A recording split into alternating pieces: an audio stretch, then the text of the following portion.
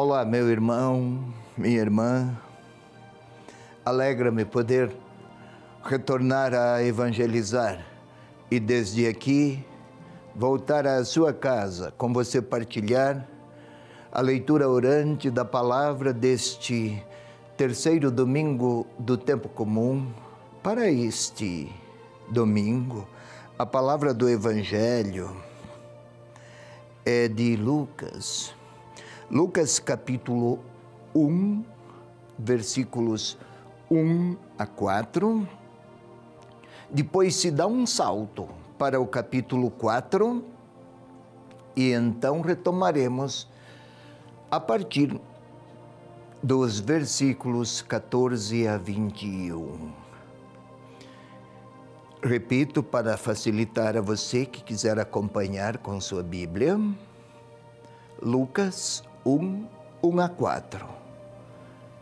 Depois dá-se um salto até o capítulo 4, para então, naquele capítulo 4, seguir dos versículos 14 até 21.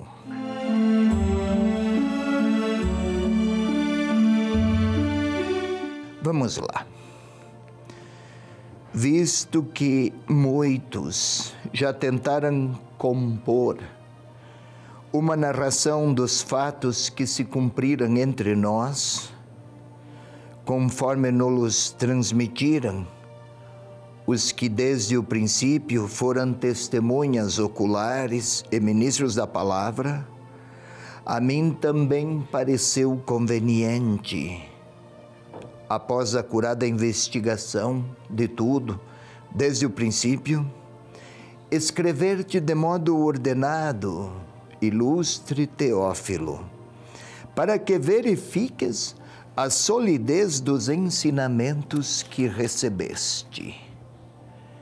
Agora vamos ao capítulo 4, na continuidade, versículos 14 a 21.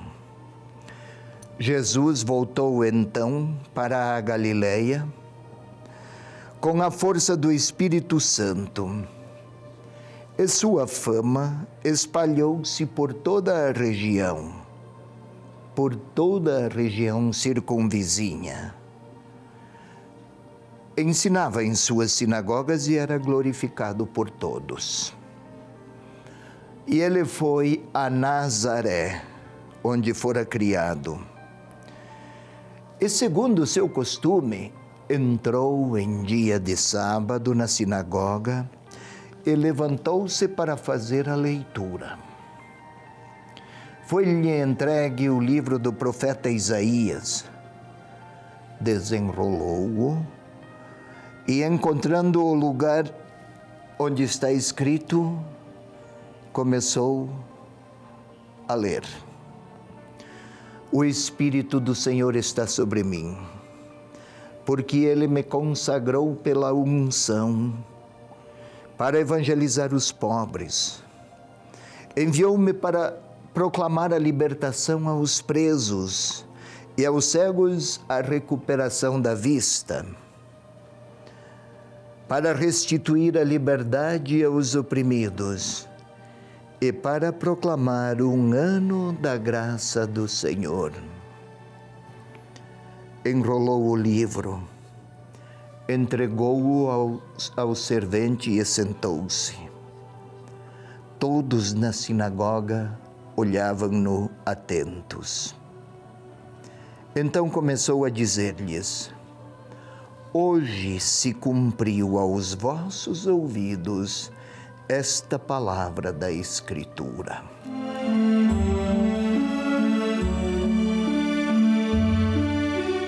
Querido irmão, querida irmã, comecemos pela parte primeira, a explicação. Os primeiros versículos do Evangelho de Lucas. Lucas se portou, o autor do Evangelho, qual um excelente intérprete ou um excelente historiador ou teólogo da história, melhor. Ele se prezou muito em situar no tempo e na história os fatos ligados à vida de Jesus, justamente para que os seus leitores não pensassem nesta figura, a de Jesus, como se tratasse de um mito. Longe disso. Muitos tentaram uma narração dos fatos. Conforme foi transmitido desde o início, também a mim pareceu relevante e ilustre Teófilo. Quem é Teófilo? Difícil dizer se tratava de uma pessoa ou de uma comunidade. Teófilo, Theos, Deus, Filo, amigo, amigo de Deus. Pode ser um indivíduo. Era usual pessoas de posses e de, à época, pessoas de posses ou de grande proeminência cultural encomendar pesquisas sobre determinadas apresentações, personagens ou fatos. Patrocinavam. Talvez tenha sido deste modo. Ou talvez se tratasse de uma comunidade, mas uma acurada investigação. Põe isso, Lucas apresenta, mediante essas palavras, logo ao início, um propósito de não apenas apresentar um conjunto de fatos assinalados por muitas inspirações mitológicas. Não isso. Ele interpreta também, não apenas descreve, aliás, até descreve menos, mas interpreta fatos reais, conferindo-lhes um sentido teológico. Para quê? Para que Teófilo, indivíduo ou comunidade, esteja seguro, não apenas de narrativas de fundo mitológico, mas de que a figura, o homem, as palavras, o grande personagem, possa ser apresentado esse personagem como um protagonista de realidades reveladoras, objetivas acerca de Deus e de tudo o que aquele homem, Jesus de Nazaré, revelava sobre Deus. Isto é uma introdução, é um prólogo. O prólogo é aquilo que apresenta nas primeiras linhas: com este escrito, minha intenção é esta. E agora vamos observar então o capítulo 4. É a primeira vez que Jesus fala publicamente no Evangelho de Lucas. E aqui, sempre interessado na história, na historicidade, Lucas situa o fato. Galileia, Nazaré.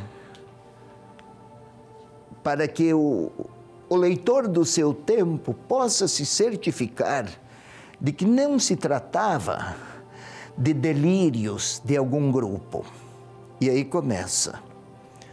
Foi-lhe entregue o livro do profeta Isaías. Na sinagoga, encontravam-se aos sábados. E leu, Jesus mesmo leu textos do profeta Isaías. Vamos lá. O Espírito do Senhor está sobre mim. É Isaías 61. Ungiu-me, enviou-me para restituir a liberdade aos oprimidos, tudo o que vimos, e para proclamar um ano da graça do Senhor. Mas no profeta Isaías, o texto ainda seguia um pouco mais. E para anunciar o tempo da vingança de Deus. Por que é que Jesus não leu esta parte? Anunciar os tempos da vingança de Deus. Isso é um Deus vingativo, poderoso, que se vinga de quem oprime o seu povo, uma mentalidade antiga. Mas agora com Jesus, o que ele quer apresentar de Deus é um Deus solidário com os sofridos, mas nunca vingativo contra qualquer pessoa ou indivíduo. Há uma nova mentalidade, um novo tempo. O que ele apresenta de Jesus, o que ele apresenta de Deus, o que Jesus apresenta de Deus, até agora, até então, não se conhecia. E é interessante observar aqui, todos na sinagoga olhavam-no atentos. Por quê? Todos conheciam que o texto de Isaías se concluía e para anunciar o tempo da vingança de Deus. Estavam até aguardando esta parte e nada. Opa, quem é este que evita certos versículos para ressaltar outros pensamentos? Então começou a dizer-lhes: hoje se cumpriu aos vossos ouvidos esta palavra. E admiravam-se das suas palavras cheias de graça que saíam de sua boca. Cheias de graça que saíam de sua boca. Não é a melhor tradução. As palavras cheias de gratuidade.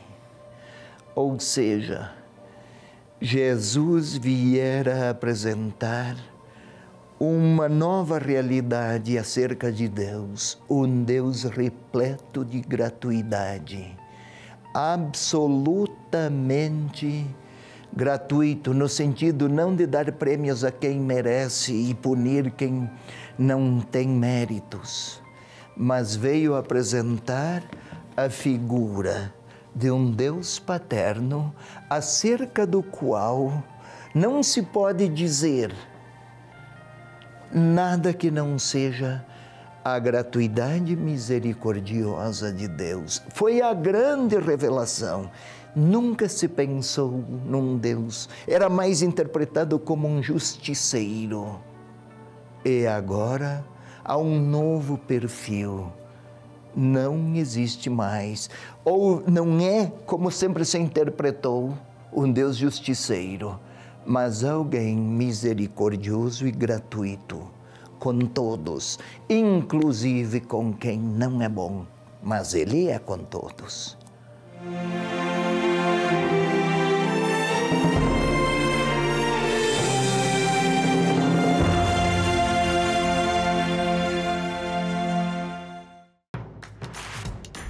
Não perca mais nenhum vídeo da TV Evangelizar. Inscreva-se agora.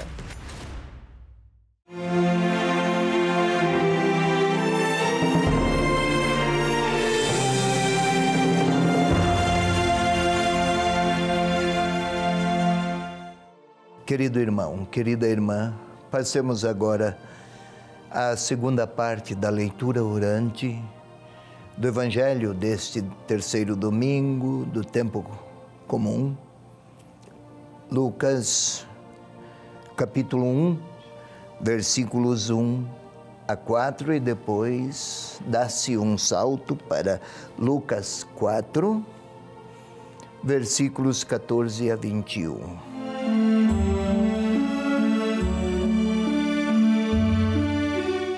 Claro, temos primeiro, como sempre,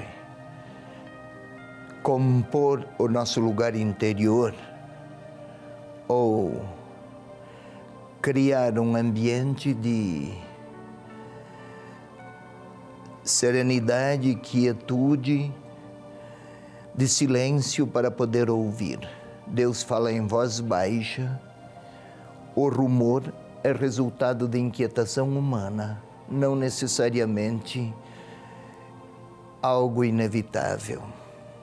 E para tanto, queira fechar os seus olhos, meu irmão, minha irmã, e tente sentir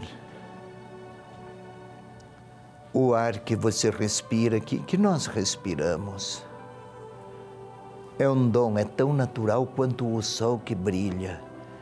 quanto há água que corre para baixo. Pois bem, sinta o ar respirando calmamente e profundamente, sem nenhuma pressa. Tente concentrar-se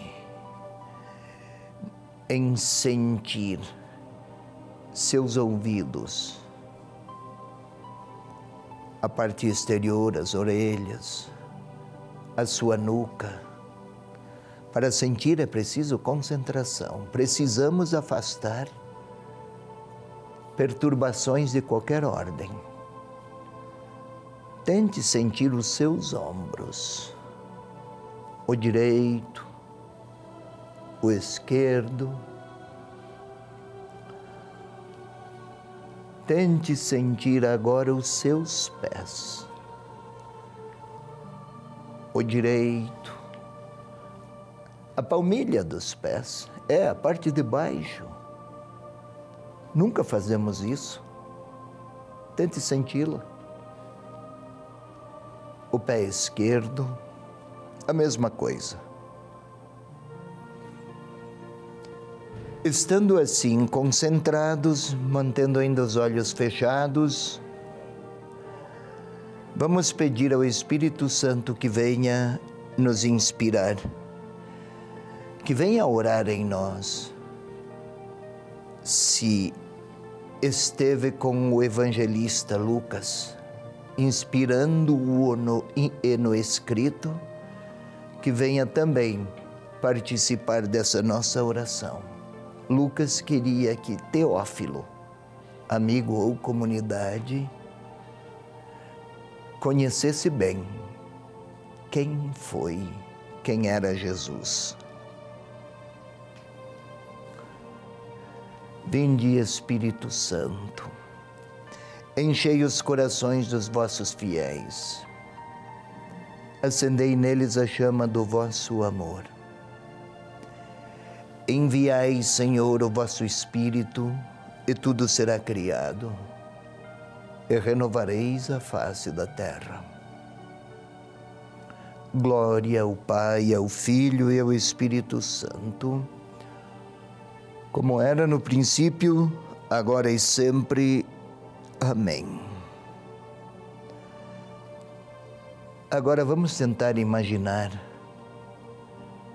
um homem como Lucas, douto, inteligente, profundo conhecedor do Antigo Testamento, um excelente conhecedor da língua grega, escrevia com estilo, escrevia sobre pergaminhos, isto é, couro curtido de cabras, de caprinos. Não é papel, caneta, impressora, computador, longe disso. Tudo tinha que ser escrito com muito cuidado, letra por letra, quase que desenhada. Lá está este homem debruçado sobre uma mesa a escrever. Quanta paciência! Mas aquele homem estudou, pesquisou, tem carinho pela pessoa de Jesus Cristo e pela palavra de Deus. Tentemos vislumbrá-lo, concentrado. Tentemos imaginar um homem paciente, quantos dias para escrever naquele ritmo. Enquanto escrevia, também admirava a pessoa de Jesus. Certamente também orava. E agora vamos imaginar aquele homem que escreveu, vamos imaginar o que ele escreveu. Vamos imaginar as cenas por ele apresentadas em linguagem escrita. Podemos ver Jesus retornando ao vilarejo, Nazaré. Crescerá lá. Muitos talvez o reconheceram. Está na sinagoga, pois que é um dia de sábado. o Espírito do Senhor. Ele lê, sabe ler, poucos sabiam ler. Ele aprendeu. José, Maria, talvez tenha aprendido também com outros. Começa a ler. O Espírito do Senhor está sobre mim. Ungiu-me, consagrou-me para levar notícias boas aos pobres. Quais seriam estas notícias? A quem estava preso, tempos de liberdade. A quem era cego, recuperação da vista. A quem estava sofrido sobre muitos fardos, imposições vindas de fora ou de dentro, enfim. Quem tinha fardos pesados a carregar, liberdade. Proclamação do ano da graça do Senhor. O que é? Cada 7 anos anunciava-se que todas as dívidas eram perdoadas. Agora está dizendo que ninguém tem dívidas diante de Deus, porque Deus é gratuito, misericordioso. Perdão.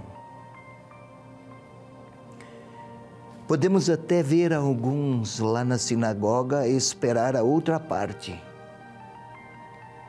E o tempo da vingança do Senhor está escrito lá no livro do profeta, porque ele não lê. Todos até se entreolham, quem sabe? Acaso está ele a escolher apenas uma parte de Deus?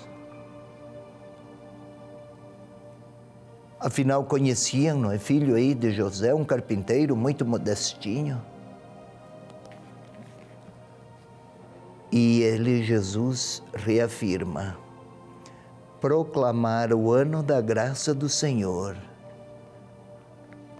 Nada, nenhuma notícia ameaçadora da parte de Deus. E ao final ele está a olhar para aquela gente. Hoje cumpriu-se esta palavra.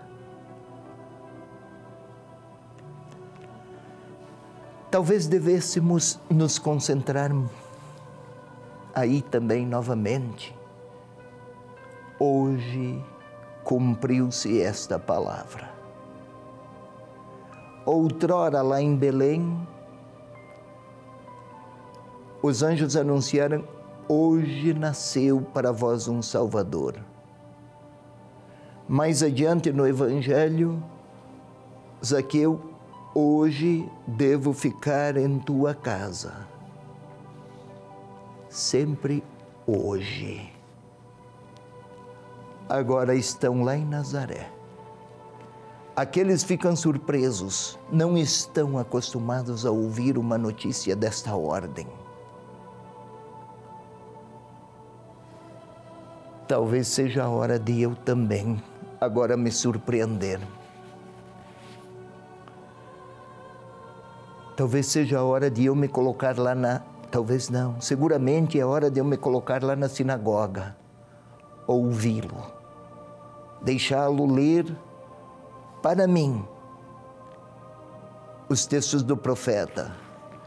O Espírito me ungiu e me consagrou para levar boas notícias aos pobres. Eu conheço pobres, eu conheço pessoas sofridas. O Senhor olha para mim e diz: eu tenho boas notícias para eles. Olha para mim e diz: libertação a quem está preso, sofrido. Não é só quem está na cadeia. Presos de drogas, de rancores, de ódios, de polarizações. O ano passado foi um ano de tanta raiva. Este ano também, quanta raiva, pelos meios de comunicação, fake news, quantas prisões. Liberdade aos oprimidos, tempo da graça. E o Senhor lê para mim e agora está a me convidar. Se eu aceitaria participar com Ele das boas notícias aos pobres, da aproximação aos presos e o tempo da bondade de Deus, que não pune, nem odeia, nem se vinga, mas está a olhar para mim e perguntar: o que é que eu falo? De que Deus eu falo quando quero apresentar o nome do Altíssimo aos outros?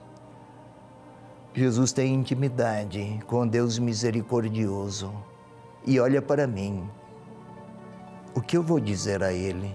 Que Deus é que o conheço e que Deus vou levar aos outros neste ano que acabou de começar.